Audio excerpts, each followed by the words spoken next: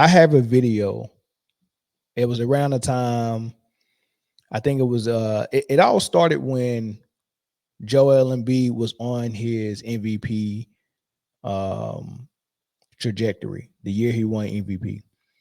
And the MVP conversation was early on. Oh, Jokic is going to get it again, and then Embiid emerged as a candidate, and then that famous Kendrick Perkins and JJ Redick debate went viral when Kendrick Perkins kind of claimed that the voters are going to lean toward Jokic because they share his same um, skin complexion. I just be blunt about it. That's what Kendrick Perkins said, right?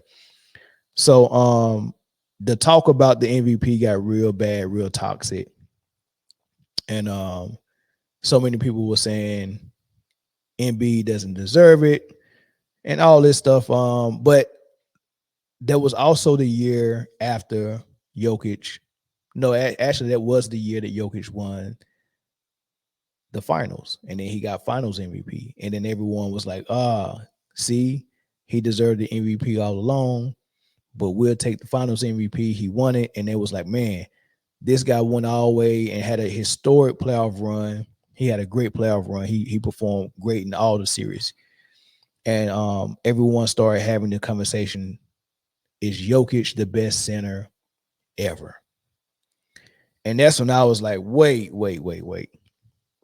So you mean to tell me that if you win a couple of MVPs and win one ring, you can get in the greatest ever? Didn't we just learn this with Giannis? Like when Giannis won against Phoenix and he got his two MVPs and his defensive player of the year, everyone started saying that he might be eventually in that GOAT debate with supposedly LeBron and Mike. This is really what they were saying about Giannis, that he might be in the GOAT debate. Where is he at? All-time greatest power forwards, all-time greatest players. That was talking about him reaching top 5. Is he better than Duncan? And I'm like, man, y'all are, I mean, the recency bias is crazy. And the quickness that you want to put someone in top 5 or top 10 is just insane, especially after they win the championship. And then the air gets let out of the balloon once that person can't repeat, especially the way they lose when they can't repeat. The way Jokic lost this year and the way Giannis lost the year after his, I mean, just the way it happens, it brings them down to earth so fast. But with Jokic, they said, man, he might be better than Shaq. He might be they was trying to say he was a better passer than Magic, Bird, Pistol Pete, Jason Kidd. They was like, oh, he's the greatest passer we ever seen. He's the best big man we ever seen. So they putting him over Duncan. They putting him over Hakeem, Shaq, Wilt, Russell, Moses, Kareem. They putting him over all those people, right? I even remember when Anthony Davis started getting real busy when he was still at New Orleans. That was having a debate: is he better than Tim Duncan? And could he be the best big man of all time? Like all this stuff is cart before the horse. Nobody wants to wait and watch a player do what he do and not just have 1 or 2 great years. Let's see if he can do it for 8 years. How many rings can he get? Can he repeat like those greats? Hakeem, Duncan, Shaq, Kobe, Mike. Can he repeat? Can he three-peat? Can he win in 2, 3 different decades like Duncan? Like, can he do these things? Or can he just put up stats and trick people into giving him MVPs because of his stats? So I'll say all that to say this.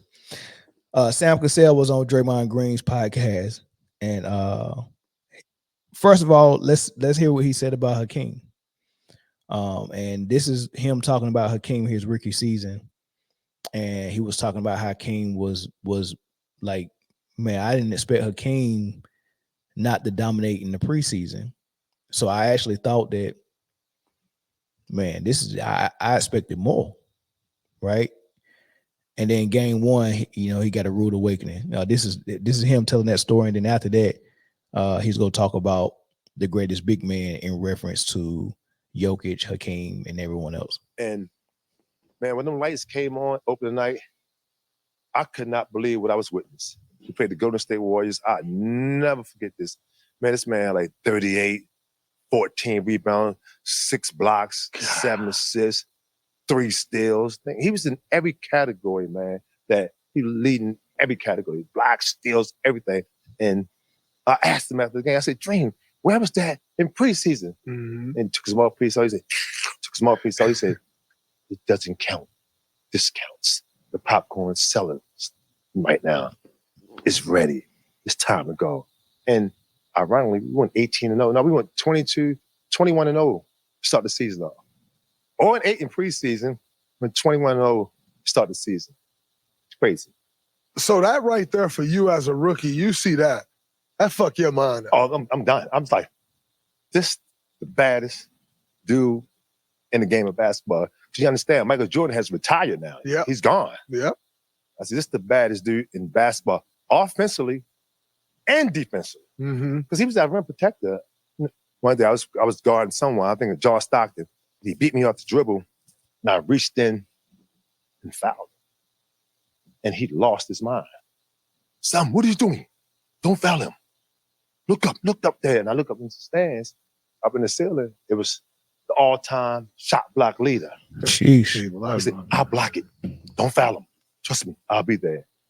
And man, it was a pleasure just to be his teammate, because I know that if I got beat off the dribble, he's coming. He may not block it, but he's gonna make you miss. Absolutely. 80% of the time.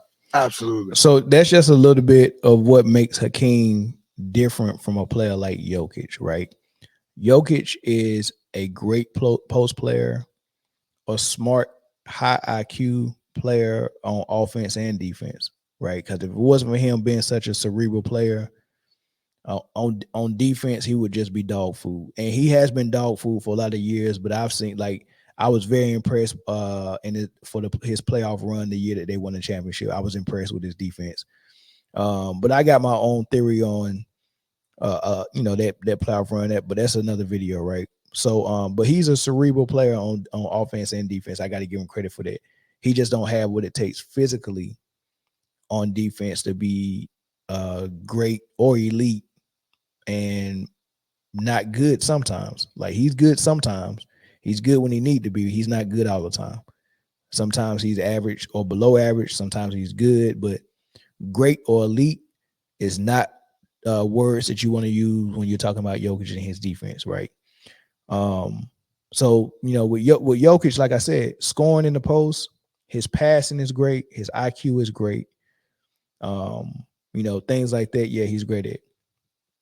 But Hakeem is good at everything that Jokic is good at, except add the piece that he's elite as a defender. And Sam is explaining to him, look, not only am I going to get you 30, not only am I going to get you 15 boards, the dude that you're guarding that just blew by you, you don't even have to foul him. I got it. I'm cleaning it up. Either I'm going to block it or I'm going to alter the shot. What a rim protector. Like some of the best rim protectors we got, Alonzo Mourning, Mutombo, don't have offense like Hakeem. Hakeem was the greatest offensive center that we've probably ever seen. Kareem is in the argument for that. Shaq is physically dominant offensively, but he's not as great as Hakeem, because being physically dominant is one thing, but when you're dominant because you're such a good scorer, that's different than just being someone that can overpower a person and dunk on them, right? I respect the skill level being the catalyst behind how great you are as a scorer versus my physical dominance being the catalyst while I'm getting those 2 points, right? So I give the edge to the skill player like Hakeem, right? So Hakeem got all of that. Plus, he got everything Jokic got. Hakeem got it, but better. Hakeem's a better scorer in the post. Hakeem does everything on offense better than Jokic, except we don't know how well Hakeem shot the three, because that's something he just didn't do. Right? We don't know how well Hakeem played point forward, because it's something he didn't do. Right? But he can pass. He just didn't run point forward. So a lot of people get confused that since this player plays different than the previous errors at that position played, that allows him to record a stat that position wasn't responsible for in the 90s. Like, we was never relying on our center to help the point guard be a point guard. Like, at no time in the 90s did we look at a center and say, hey, we want you to, after a made basket, we want you to bring the ball up and initiate the offense. Like, that's not something that we did. If we did that, what's the point of having a point guard on the floor? And as a point guard, I would be offended if I couldn't be a point guard every single play. Just because you're the best player don't mean that you get to choose when you want to play your position, and then whenever you feel like you get to come play mine. I mean, it don't make no sense at all to me, right? But when you do that, you get a stat that your point guard is supposed to be getting. Yes, your point guard is supposed to be responsible for setting people up and getting those 10 assists a game. But, the way they play the game now, your best player is responsible for it as well, right? So in the Stockton and Malone offense, if we was in this generation, Stockton would be out of luck because his job was to get the assist. But in this era, Malone will be like, hey, I'm bringing the ball up sometime and initiating this offense. I'm going to play point forward every now and then so I can get 5 to 6 assists a game. So those 12 assists that Stockton would have been getting would have been 6, and Malone would have been getting 6 instead of Stockton getting 12. I just think it's funny. And then we use those stats to say that he's better than someone just because he's responsible for doing something that centers just wouldn't dream about doing because it didn't make sense to us back then. Right. But this is what he said when specifically asked about Jokic and Hakeem. Of working with Jet, Chuck, Shaq on TNT. Great guys. Amazing guys. And we had these conversations, and Jet in particular. And Jet say, I'm telling you, Draymond, Nikola Jokic has absolutely nothing on Hakeem Olajuwon. And I got a problem with that. I got a problem with that because I have a hard time believing that. And I know Dream was great. I get it and all of that.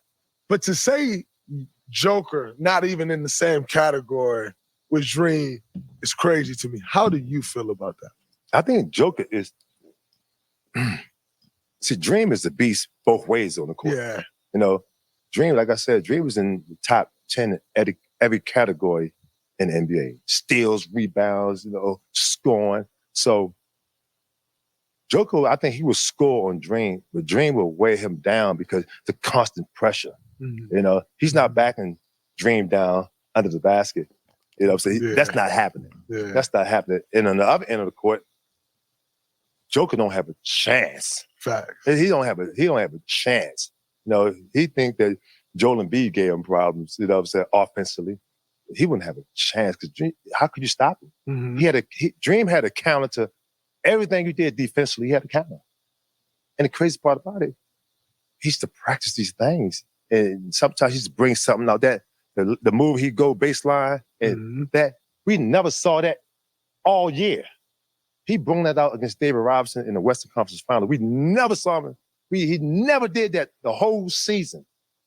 He brought that thing out in the Western Conference Finals against David Robinson. We was like, and it blew everybody mind. Like, what the fuck was that? And David Robinson was the MVP. Yeah. It was the MVP. That man averaged 40 points, like 14 rebounds, like 8. He had like 6, 7 block shots a game. That's crazy. He was killing. Like we used to have 3-on-1 breaks and then like our numbers. And we just bring it back out and wave him down. Come on. Get him. Throw it to the big fella. He always say, keep it simple, Kiss. Keep it simple.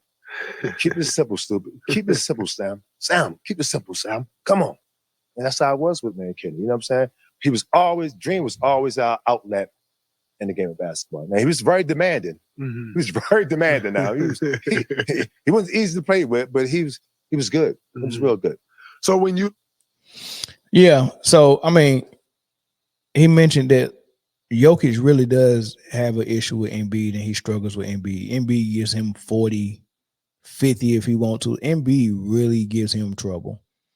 And he defends him pretty well as well. If he has a problem with Embiid, good luck with Hakeem. I mean, seriously, man, good luck. And as far as comparing him to centers that was before him, I mean, people, the way they do NBA now is when they compare players, they only talk about offensive numbers. So and that's it. Like you can compare players without watching them play. All they do is Google the numbers and be like, oh, this player is better because he's averaging this, and that. And that's not how you judge players, right? So they'll look at a center and be like, dang, Jokic is getting 23 points. He's getting 12 rebounds and he's getting 8 assists. That's amazing. That's almost a triple double. And like I always say, triple doubles short circuit the average basketball mind. Like they just don't even know how to think when they see a triple. When they see a triple double, it's just everything goes, all logic goes out of the window.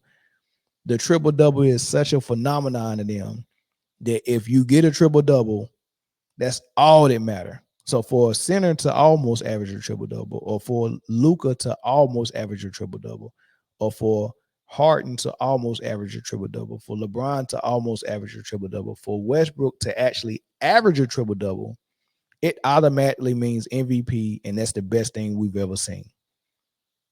You know what I mean? And they don't even care if you defend. They just short circuit and forget all about the other end of the basketball court. When they see that triple double, that's it. That is the greatest player ever because he's getting a triple double. That's how they think in basketball circles now. So all you got to do is if you want awards, if you want popularity, just average a triple double or close to it. You ain't even got to actually get the triple double. Just be close. Get 25 points, get 8 rebounds, 8 assists, or 7 rebounds, 7 assists. It's very close to a triple double. That means you're doing better than everyone. You don't even have to come down the floor on the other end. You don't even have to have that great of a record. Just make the playoffs. If you're the 8 seed, 7 seed, or a play-in team, just be somewhere around 6, 7. Like if you get in the playoffs, that justifies everything with your numbers. If they will look at a candidate that's close to a triple double and in the 8 seed,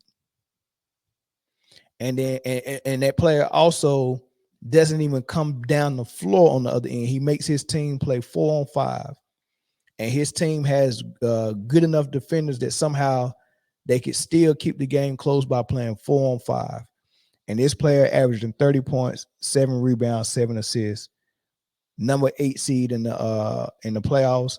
And then they look at a team that has a player who's first team all NBA, who averages 25 points a game, who averages 8 rebounds and 4 assists.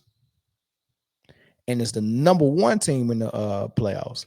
So I could be first team all NBA first team defense, number 1 seed in the whole league, not just the East or the West, the whole league. You're the number 1 seed overall. You play both ends of the floor, but you only average 4 assists because you play with a point guard who averaged 8 assists. Your point guard distributes the ball. You only pass the ball when the double team comes, right? But your point guard is responsible to run the offense. So you only get 4 assists a game, but you play great defense and you score 25 a game and you got the best record in the league. That will look at that player. He won't even be in the MVP discussion. But the player that's almost averaging a triple double, who barely made the playoffs, who don't even play defense, will be an MVP candidate. And the 2 players I just described to you is Jason Tatum as the number 1 seed with Boston, who plays great defense, who scores 25 or above, who was averaging about 7 to 8 rebounds, but only about 4 or 5 assists, wasn't even an MVP candidate. But Jokic has 1, 2, or 3 MVPs with that triple doubles stat, and Luka has been an MVP candidate from his second year in the league because he's close to a triple double. He was about an 8 seed most of the season, but they had a little bit of a run after they got the PJ Washington from Charlotte in the trade, and they had a little bit of a run. I think they got up to They might have got up to about the 5th seed. They avoided the play-in, so they was probably a 5th seed, maybe. So they was hovering around 8 seed pretty much the whole season, and they got to a 5th seed. But Luka was a MVP candidate and a serious MVP candidate. He might have been number 2 or 3. Maybe Shea Gilgeous got number 2, or maybe Shea got 3. But I think the Luka was either 2 or 3. Very close to winning it. Very close to winning the MVP. All because of the triple double. So with Jokic winning the finals and almost averaging a triple double, they was ready to bypass him, past Hakeem, who was a great defender. Not good, not average, not above average. Great. I'm sorry, not great. Elite defender. And an elite scorer on offense. And an elite winner. The only things that matter in basketball is scoring, defending, and winning. Those are the top three things. But they're ready to put players above players that score elite level, defended elite level, won elite level. They're ready to put players who almost average a triple-double, play zero defense above them. So I ended with this. People think Jokic is a top 5 center. I say it's a debate if he's even a top 10 center, right? There's a real debate if he's top 10. So if we want to talk about the top 10 or who I got above him, right, it's going to be easily Kareem at 1, Bill Russell at 2, Wilt Chamberlain at 3, and Hakeem Olajuwon is easily number 4. Hakeem Olajuwon could possibly be number 2 right behind Kareem. But I respect the old school and the winning of Bill and the dominance of Wilt. I respect them. You got to respect history and the OGs. And I'll put Kareem 1, Russell 2, and Wilt 3. And I'll put Hakeem 4. Number 5 got to be Shaq. There's your top 5 centers right there. There's literally zero argument. Literally zero argument for Jokic to be above any of those 5 names I mentioned. Any. Then you got Moses Malone. Mind you, all these guys play defense. Then you got David Robinson. He plays defense.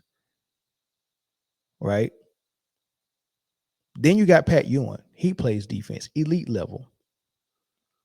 Right? And then you can start debating at number 10. Is it going to be George Mikan? Is it going to be Jokic? Is it going to be McAdoo? Is it going to be Unsung West? Right? Is it going to be those guys? I think that's when the debate starts. Willis Reed, Dwight Howard. I think that's when the debate starts with Jokic. Right?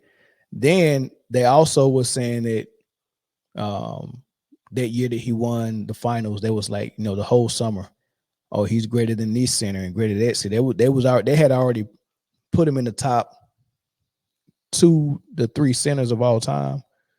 So they started debating big men. Is he better than Duncan? Is he better than that? If you really want to talk about now, those centers that I named are better than Jokic. If we start saying who's greater than Jokic, that's when you start to bring in not just how good the player is, you start to bring in the paper resume and who achieve greatness at a higher level.